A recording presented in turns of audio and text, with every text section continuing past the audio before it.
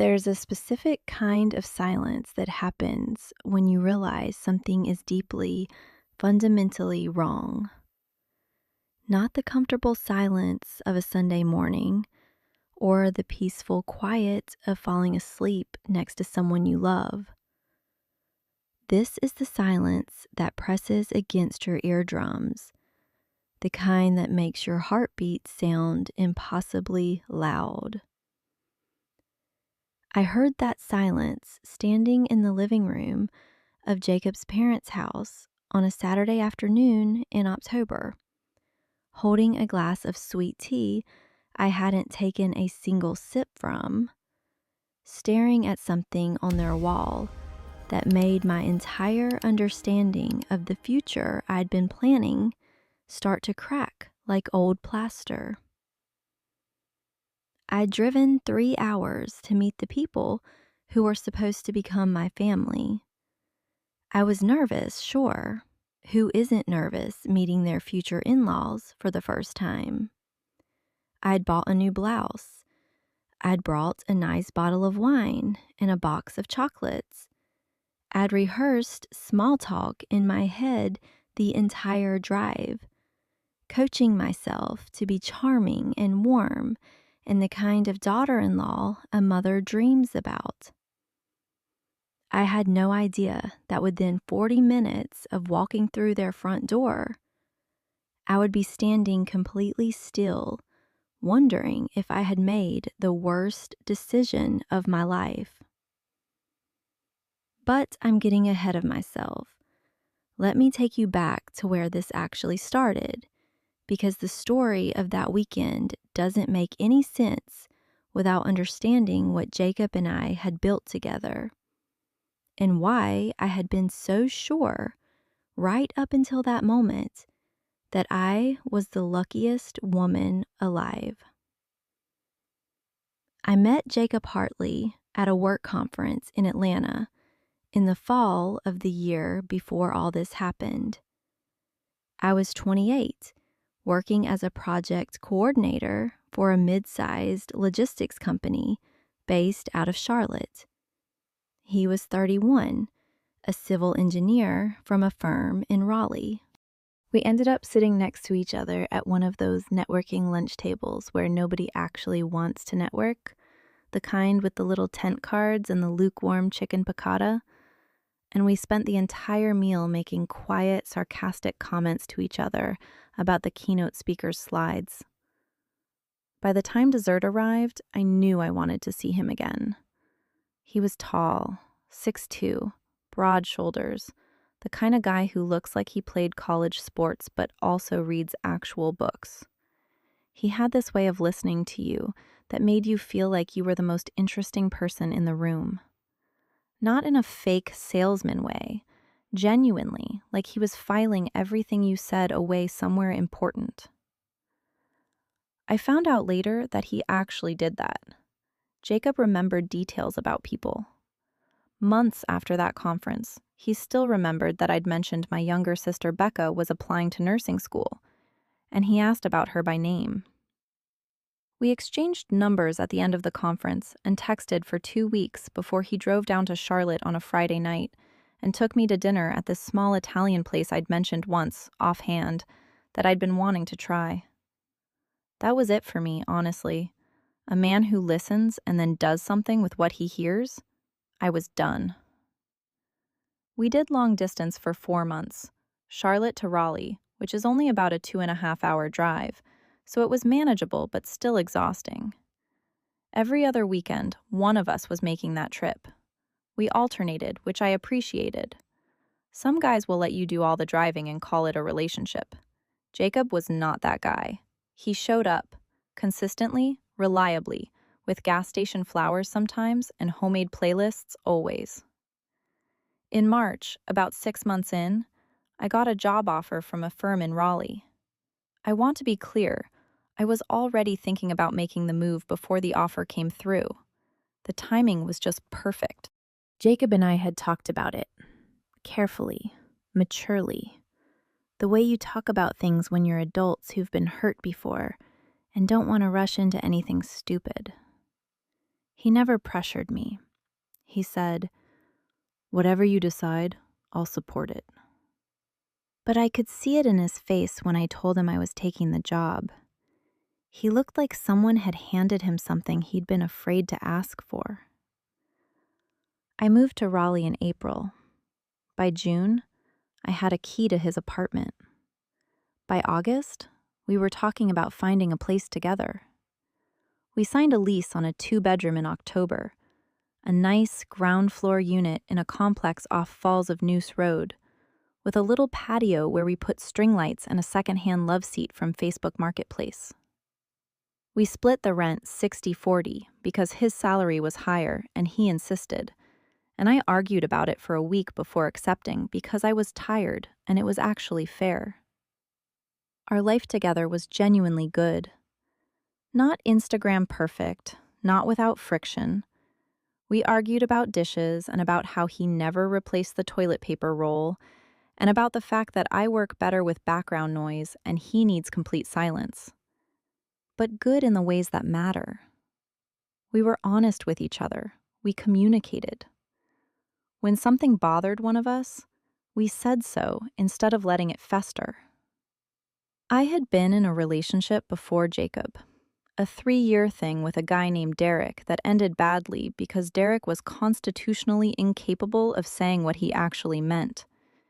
And I had learned the hard way how much damage silence and avoidance could do. Jacob was the opposite of that. He was present. He was direct. He made me feel safe. My family loved him immediately. My mom, Linda, called him a keeper after the second time she met him. My dad shook his hand with that specific 2-handed grip he reserves for people he actually respects. My sister, Becca, who was finishing up her nursing program by then, texted me after their first meeting. "Okay, I get it. I totally get it. Don't mess this up." I had laughed so hard I cried a little. Jacob proposed on a Tuesday night in September, which was not at all what I expected. No restaurant, no elaborate plan. We were on our patio, the string lights were on. He'd made pasta from scratch, something he did maybe 3 or 4 times a year as a special occasion thing. And after dinner, while we were sitting outside with a second glass of wine, he just reached into the pocket of his hoodie and held out a ring. Simple, white gold band with a small round diamond. Understated and perfect. He said, "I don't want to do any of this without you. I'm done doing life without you. Will you marry me?" I said yes before he finished the sentence. We called our families that night. My mom cried. My dad got quiet in that way he does when he's emotional and doesn't want to show it. Becca screamed so loud, Jacob heard her through the phone from across the room. And then Jacob called his parents. I sat next to him on the couch while he made that call. I could hear his mother's voice through the phone. Hi, a little sharp. But I couldn't make out the words. Jacob smiled and nodded and said, "Yeah, she's great, Mom. You're going to love her." He looked over at me when he said it, like he was reassuring me as much as his mother. His parents, Richard and Donna Hartley, lived in a small town called Millhaven, about 3 hours west of Raleigh, somewhere in the foothills. Jacob talked about them occasionally, but not with the easy warmth I had when I talked about my own family. It wasn't that he said anything negative.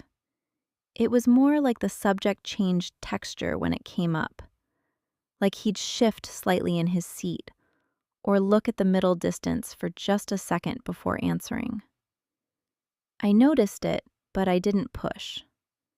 I figured every family had its complications. Lord knows mine wasn't perfect. "They want to meet you," he told me after hanging up. "Mom wants us to come for a weekend." I was thinking we could do it in a few weeks, before the holidays get crazy. Of course, I said. I meant it. I was excited even.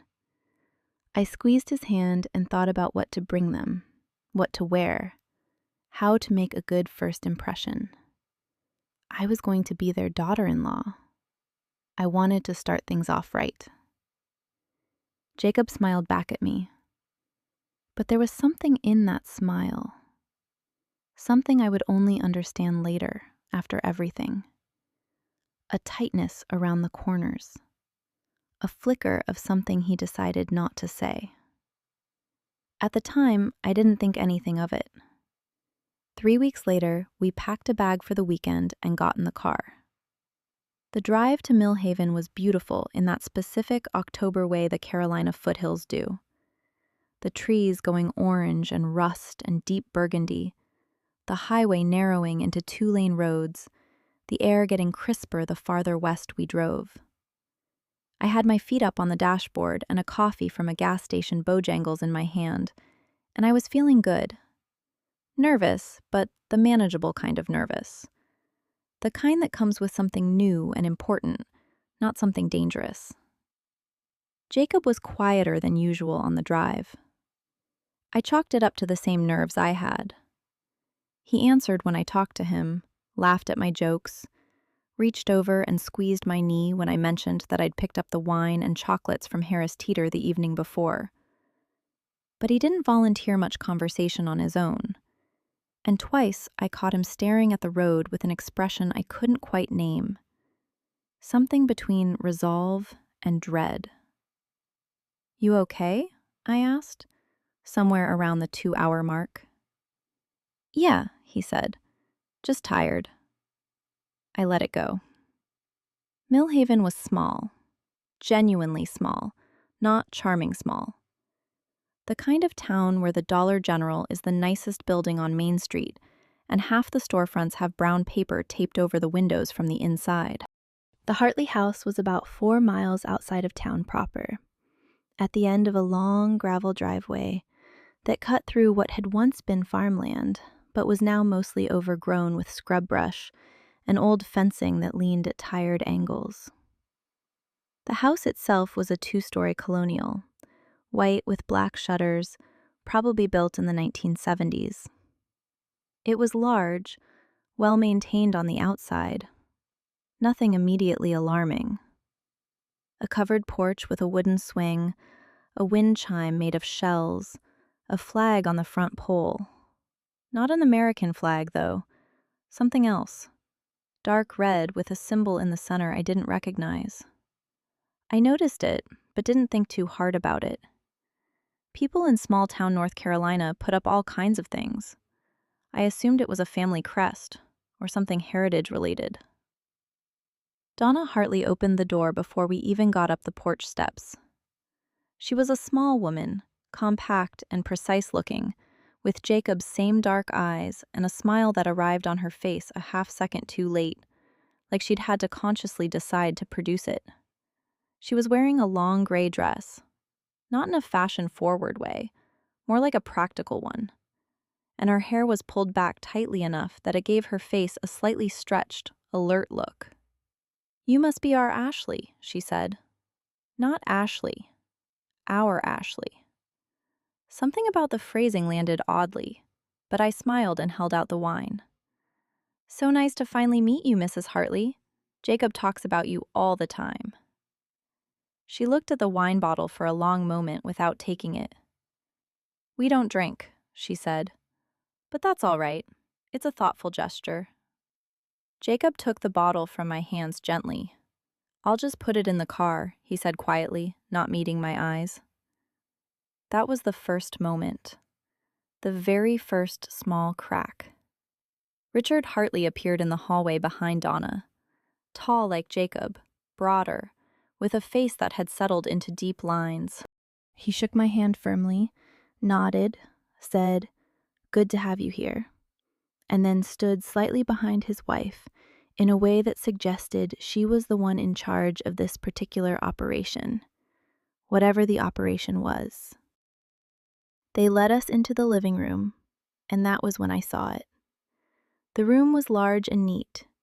A couch, 2 armchairs, a coffee table with a runner cloth on it, a brick fireplace. Normal enough at a glance. But the walls. I need you to understand the walls. On one side, a framed chart that looked like a family tree, except it extended back 23 generations and had notations beside each name written in very small, very precise handwriting. On the other side, a large printed list, and I mean large, printed on what must have been poster paper or taped together sheets, of what appeared to be rules for the household. There were at least 40 of them. I could only read a few from where I was standing. No outside food shall enter this home without approval. Morning devotionals are non-negotiable. All correspondence must be reviewed. And then, near the bottom, the one that made my vision briefly white out. All spouses of Hartley children must complete a period of evaluation before union is formalized. I was still staring at that list when Donna placed the glass of sweet tea in my hand. That night, after a dinner that was almost entirely silent, except for Richard leading a 15-minute prayer that included specific requests for my correct alignment with the family's values, Jacob and I were shown to separate rooms. Separate. I had assumed we'd be sharing. We lived together, for God's sake. But Donna said it simply and flatly, as though it were the most natural thing in the world. We keep unmarried couples in separate quarters. It's just how we do things here. Jacob didn't argue. He looked at me with an expression that was half apology and half something I didn't understand yet, and he said, "It's just one night. I'll explain everything in the morning." He didn't explain in the morning. My room was small and clean, with a single bed and a wooden cross above the headboard, and on the nightstand, a handwritten card that read, "Welcome to the Hartley home. We hope your stay is one of growth and reflection." I sat on the edge of that bed for a long time after Jacob's footsteps faded down the hall. The house was almost completely silent. No television sounds, no music, nothing. Just the wind outside and the occasional creak of the floor above me. I texted my sister Becca. "This is really weird. Like, really weird." She replied immediately. "Weird how?" I typed out 3 different responses and deleted them all. I didn't know how to explain it yet. I sent, "I'll call you tomorrow. Don't worry." I should have called her right then. I barely slept. The mattress was fine, the room was fine, but my brain wouldn't stop pulling up that list on the wall and rotating it, examining each item, trying to build a framework that made this make sense. A period of evaluation. The words kept surfacing like something dead in still water. In the morning, Donna knocked on my door at 6:15. 6:15. I know because I looked at my phone when the knock came, blinking in the gray October light, and felt a specific despair at the numbers on the screen. "Devotionals start at 6:30, she said through the door. "We'll need you downstairs." Devotionals turned out to be 40 minutes of Richard reading aloud from a binder. Not a Bible, a binder. Filled with what appeared to be a combination of scripture, personal manifestos, and what I can only describe as family doctrine. There were references to bloodline purity, to the importance of wives submitting not just to their husbands, but to the husband's family structure, to the idea that the Hartley lineage carried a specific calling that had to be protected from outside corruption. I sat on the couch with my hands folded in my lap and my face carefully, deliberately neutral, while every single cell in my body was screaming, Jacob sat beside me. He was following along in his own copy of the binder. He had his own copy of the binder. After devotionals, while Richard took a walk and Donna began preparing breakfast, I grabbed Jacob's arm and pulled him into the small hallway off the kitchen.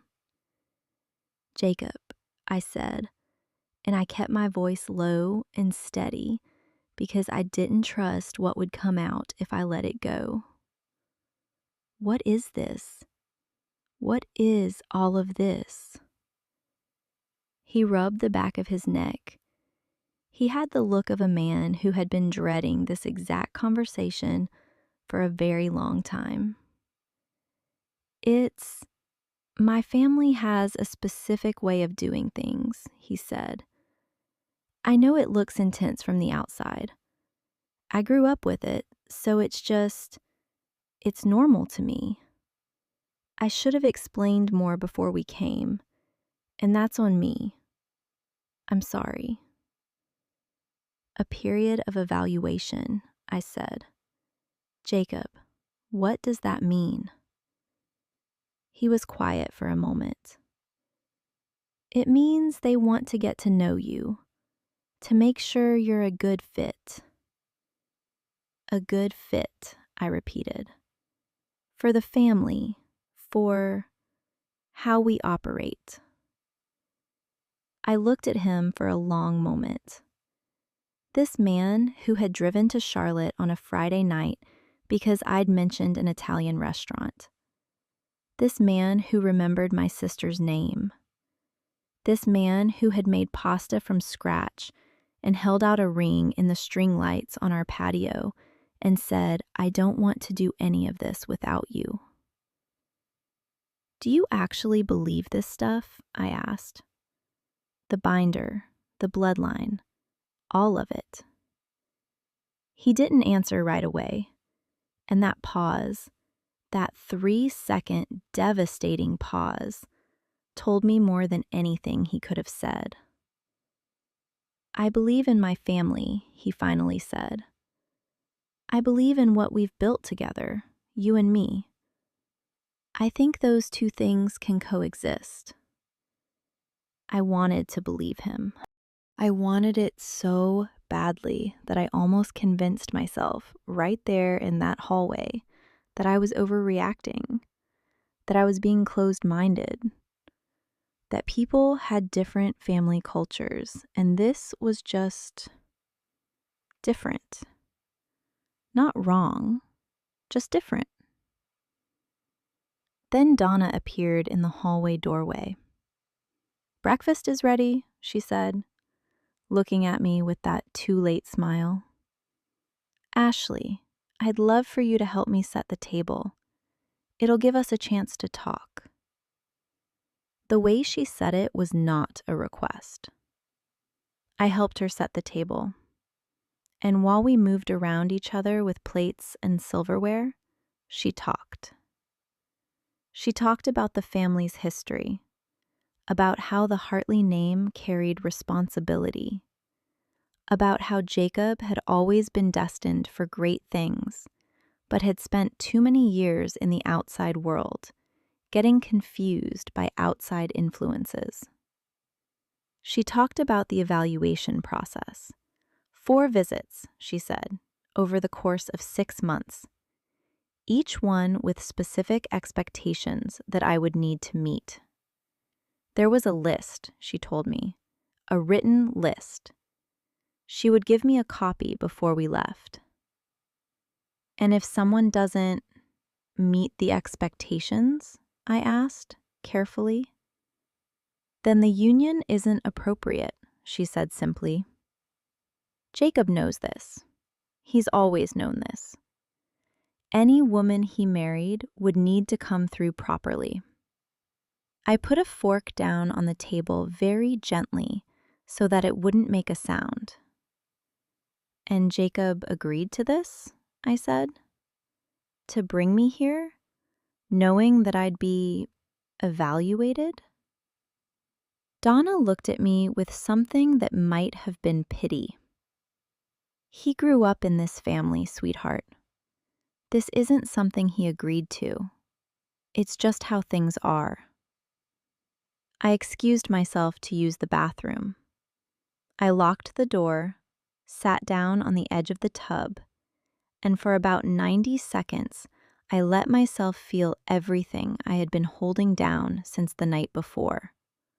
The fear, the anger, the grief of it.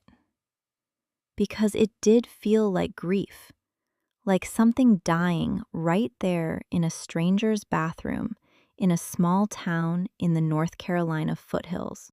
The future I had been building in my head, the daughter-in-law I had rehearsed being, the family I had been about to acquire, all of it shifting, reorganizing into something I didn't recognize. And then something else happened, something I didn't expect. The grief started to compact and harden into something different, something with edges. I pulled out my phone. There was a text from Becca, sent 20 minutes ago. "Hey, you okay? You seemed off last night." I stared at her name on the screen for a moment. Then I typed, "Can you talk right now? Like, right now, right now?" She called before I finished sending it. "What happened?" she said. Not a question. Becca always knew. I turned on the faucet so the sound would cover my voice, and I told her. All of it, fast and quiet. The list on the wall, the separate rooms, the binder, the evaluation, what Donna had just told me in the kitchen. Becca was silent through most of it, which meant she was listening hard. When I finished, she said, "Ashley, you need to document everything." "What?" "Take pictures. The list on the wall, the binder if you can get to it, anything written down. Before you leave that house, you need a record of what you saw, because when you get home and try to explain this to people, you're going to want proof that you're not exaggerating." I hadn't thought of that. I had been so consumed by trying to survive the experience that I hadn't thought once about documenting it. "And then," Becca said, "you need to have a real conversation with Jacob.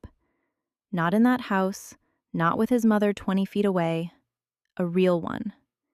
Because either he didn't know how bad this was going to land, or he did know and brought you anyway. And both of those answers tell you something important." "I know," I said.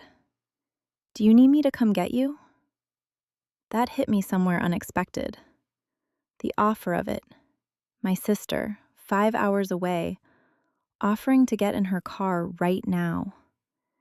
I pressed my fingers against my eyes for a second. "Not yet," I said.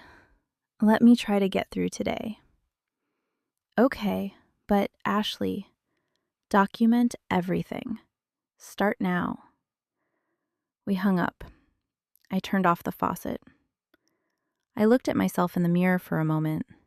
The new blouse I'd bought, my hair still neat, my face looking back at me with an expression that was starting to look less like a future daughter-in-law and more like someone who was about to start paying very close attention. I opened my camera app, and I walked back out into the Hartley house with my phone in my hand and my eyes wide open. The first photo I took was of the list on the living room wall. I did it fast, while Donna was still in the kitchen and Richard hadn't come back from his walk yet. I walked into the living room like I was just passing through, held my phone up at chest level, and clicked 3 shots from different angles. The list was detailed enough that I needed to zoom in on sections. I took 6 more photos, making sure every single rule was legible. No outside food shall enter this home without approval. Morning devotionals are non-negotiable. All correspondence must be reviewed. All spouses of Hartley children must complete a period of evaluation before union is formalized. Each one documented, saved, timestamped by my phone. Then the family tree chart. Then the binder. I couldn't photograph the inside without someone noticing, but I got the cover, which had Hartley Family Covenant, living document, printed on it in a font that someone had clearly chosen to look official and permanent. Jacob found me in the hallway, outside the living room, phone in my pocket, heart pounding. "Breakfast is ready," he said. He looked at my face. "You okay?" "Getting there," I said. Breakfast was eggs and toast and orange juice, and it was eaten in near silence, broken only by Richard making two announcements.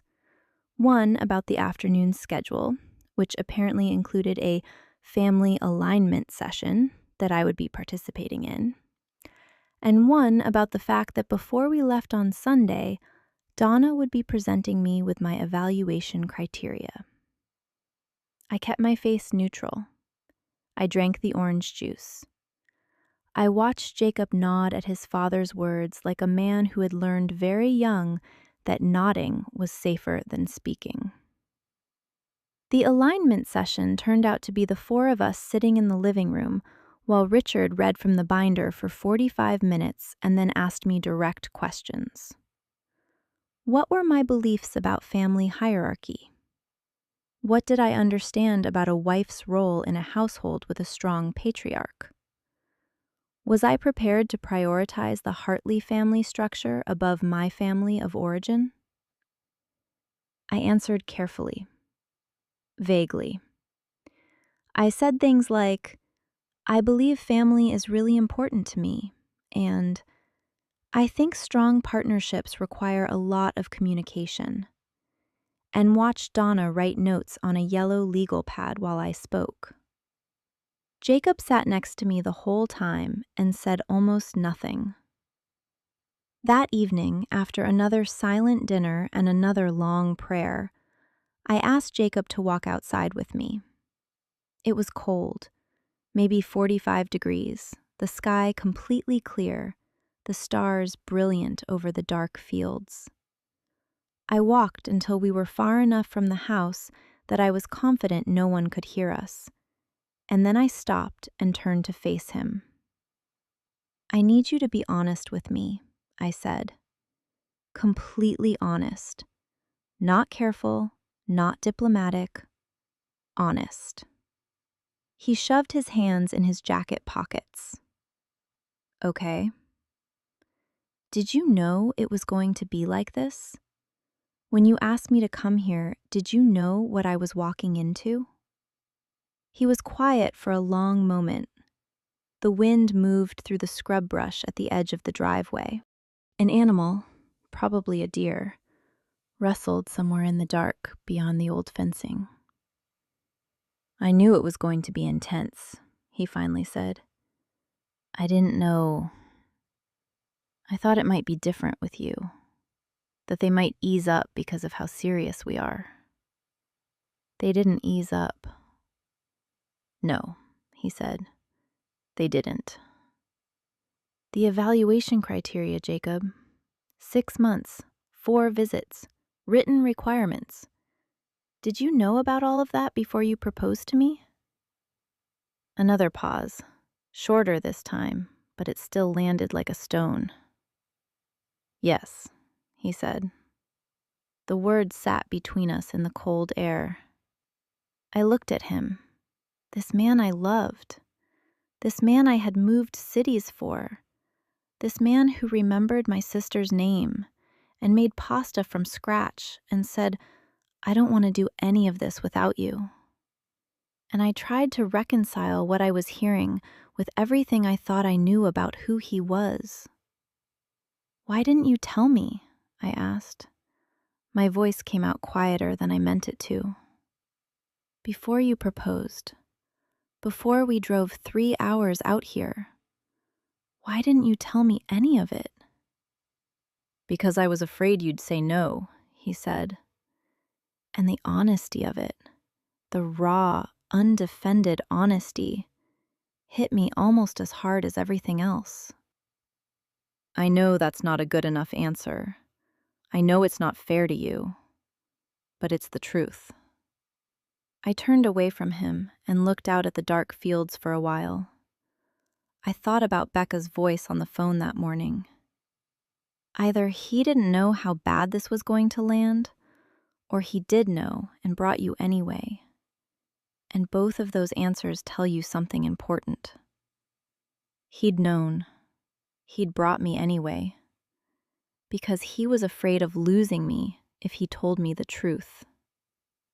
I need to go home tomorrow, I said. I need to not be in this house. I'll tell them we're leaving after breakfast. And then, I said, we need to have a real conversation. Not here, at home. I know, he said quietly. I know we do. We went back inside separately, and I went to that small room with the wooden cross and the handwritten welcome card. And I sat on the edge of the single bed and I called Becca back. I got the photos, I told her. I documented everything. Good, she said. How are you? I don't know yet, I said honestly. I think I'm in the part where you haven't figured out how bad it is yet. Come home tomorrow, she said. Just get yourself home. In the morning, I was polite at breakfast. I thanked Donna for her hospitality. I thanked Richard for and I paused for only a half second, the experience of being in their home. Donna handed me an envelope before we left. The evaluation criteria, printed on actual letterhead with the Hartley name at the top.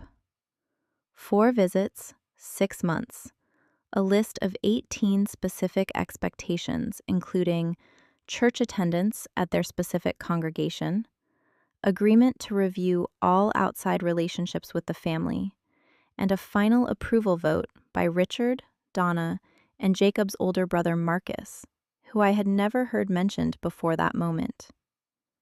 I took the envelope. I put it in my bag. I hugged no one. Jacob and I drove the first hour in almost complete silence. Then I said, "Tell me about Marcus." He exhaled slowly. He's my older brother. He went through the full process with his wife, Teresa. They live about 40 minutes from my parents. They have 2 kids. And Teresa, she went through the evaluation? She passed it, he said, on her second cycle. Her second cycle, I repeated. The first time, she didn't meet a couple of the criteria. They redid the process. I let that settle. I thought about Teresa, whoever she was, going back to that house a second time, going through Richard's binder again, sitting through another alignment session, being evaluated again by a vote that included her own husband.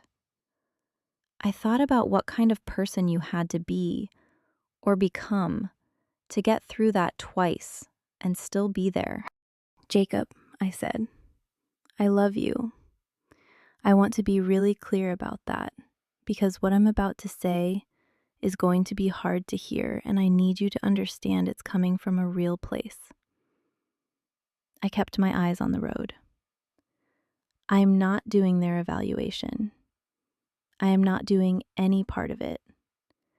I am not going back to that house to be assessed by your parents and your brother who I've never met. I am not agreeing to their criteria. And I need to know, right now, whether you are able to choose me over that system. The silence that followed was the longest of the entire weekend. I don't know if I can just walk away from my family, he said at last. I grew up in that. It's part of who I am. I'm not asking you to hate them, I said. I'm asking you to see them clearly, to see what they're doing clearly, and then to decide. He didn't answer, and I didn't push.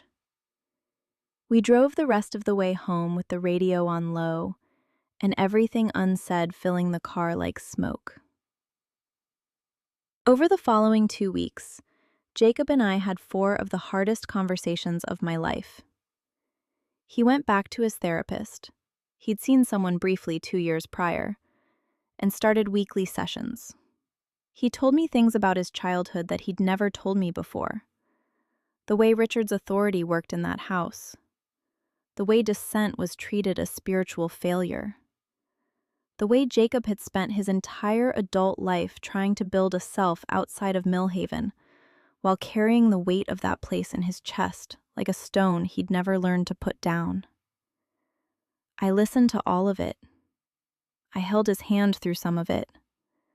I cried during one conversation, not for myself, but for the version of Jacob that had been 11 years old in that living room, sitting through devotionals with his own copy of the binder, being shaped into someone who thought this was just how families worked.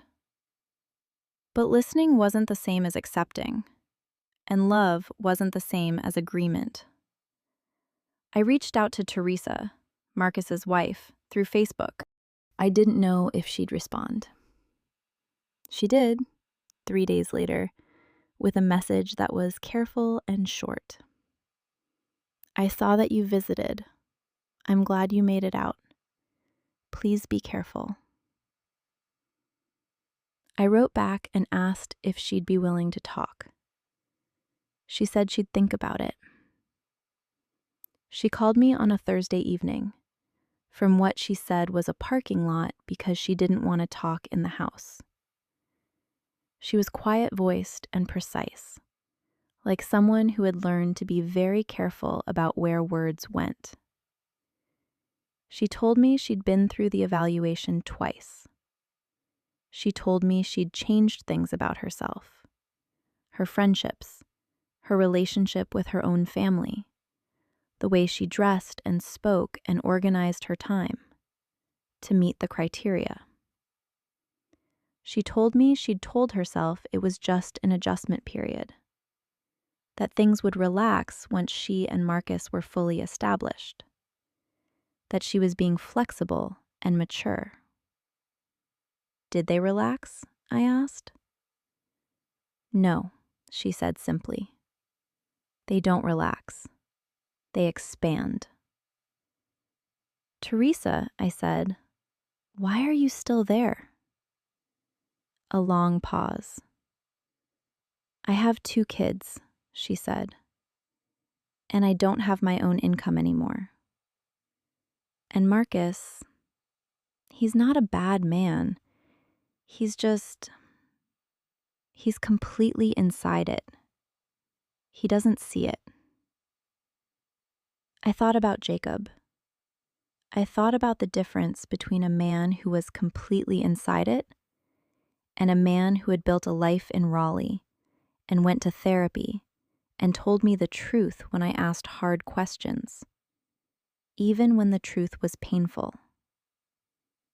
I shared that conversation with Jacob that same night. I told him everything Teresa had said.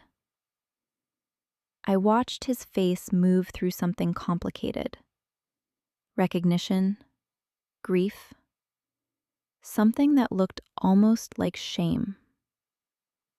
She's describing what happens if I don't do the work, he said quietly. Yes, I said, she is. He was quiet for a moment. Then, I don't want that to be us. Then you have to actually choose, I said. Not in theory, not eventually, now. 3 days later, Jacob called his parents and told them that we would not be participating in the evaluation process, that if they wanted a relationship with him and with me, it would be on terms that didn't include assessing his fiance's suitability according to a family doctrine. That he loved them and he wasn't abandoning his family, but he was not going to ask the woman he was going to marry to submit to a 6-month approval process run by a vote. I wasn't in the room for the call. He told me about it after, sitting at our kitchen table with his hands wrapped around a mug of coffee that had gone cold. "How did they take it?" I asked. "My dad said I was being influenced by outside corruption," he said. "My mom cried. She said she'd been afraid of this since I left for college." He looked up at me. "She said it was you, that you were separating me from my family." "What did you say?" "I said that Ashley is going to be my family and that she didn't separate me from anything. I separated myself the day I decided I wanted a different life, and it just took me a long time to say it out loud." I reached across the table and took his hand. He turned it over and held mine back tight. We got married the following June. Small ceremony, 26 people, in the backyard of my parents' house in Charlotte. My mom, Linda, wore a pale blue dress and cried through most of it. My dad gave a toast that started with a joke about the drive to Raleigh and ended with him talking about what it means to watch your daughter choose someone worth choosing. Becca was my maid of honor and gave a speech that made everyone laugh and then made half the room tear up, including Jacob. Richard and Donna Hartley did not attend. Jacob had invited them, genuinely and without conditions. They declined, citing what Donna called his decision to place outside influences above his family's covenant. Jacob read that email twice, put his phone down, and went for a long run. When he came back, he didn't say much. But that night, he held on to me a little longer than usual when we went to sleep. Marcus texted Jacob 2 weeks after the wedding. Just, "Congratulations. I hope you're happy." Jacob wrote back, "I am. I really am. The door is open if you ever want to talk." Marcus didn't respond, but he didn't block him either. We're choosing to take that as something. Teresa sent me a card in the mail. No return address, just a Charlotte postmark. She'd apparently been visiting her own family. Inside, in her careful handwriting, "You did the right thing. Both of you did." I put it in the drawer of my nightstand, and it's still there. I still have all the photos on my phone. The list on the wall, the binder cover, the family tree with 23 generations of notations. I haven't deleted them. I don't think I ever will. Not because I want to hold on to the anger. I've let most of that go, honestly, or I'm working on it. But because I want to remember what it felt like to stand in that living room with a glass of sweet tea I hadn't taken a sip from, feeling the floor of my future start to give way beneath me. I want to remember that I didn't freeze, that I took out my phone, that I called my sister, that I asked hard questions and listened to the answers, and then made a decision based on what I actually heard, not what I wished I'd heard. Some people walk into a room like that and talk themselves into staying. They say it's just different, not wrong. They say love is about compromise. They say you don't abandon someone because their family is complicated. Those things can all be true and still not be reasons to hand yourself over to a system designed to make you smaller. Jacob and I talk about his parents sometimes. Carefully, honestly, the way we talk about everything. He's still in therapy. He's doing the work of understanding what was built into him and deciding, piece by piece, what he actually wants to keep. Some of it he keeps. Some of it he's putting down. It's slow, and it's not always easy. And there are nights when the weight of it shows on his face, and I just sit next to him, and let him feel it without trying to fix it. That's what love actually looks like. Not the binder, not the evaluation, not the vote. Just two people choosing each other on purpose every single day with their eyes open and their hands free.